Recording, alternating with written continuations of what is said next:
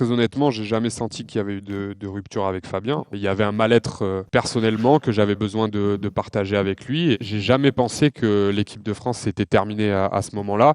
Dis-nous, il y a un peu plus d'un an, novembre 2024, souvenez-vous, Mathieu, tu t'en souviens forcément, vous convenez avec Fabien Galtier que tu ne seras pas réserviste, tu as besoin de rentrer chez toi. Il y a une forme, entre guillemets, de rupture.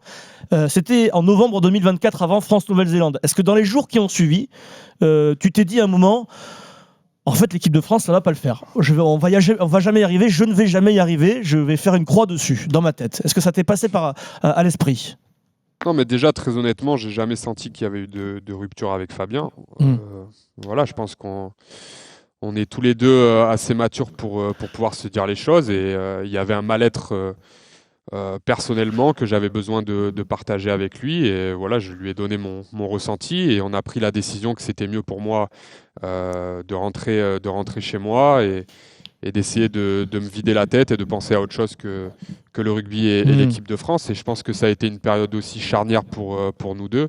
Voilà, j'ai l'impression que ça a peut-être aussi amélioré la confiance qu'on avait l'un dans l'autre et on est reparti d'un meilleur pied après. Mais j'ai jamais pensé que l'équipe de France s'était terminée à ce moment-là. Il m'a aussi donner les clés de ce que je devais faire pour performer et revenir au meilleur niveau. Et ça m'a remis en question et m'a donné envie aussi de travailler sur mes points faibles pour faire mentir ce qu'il me disait et essayer d'être plus performant sur les rassemblements suivants, c'est tout.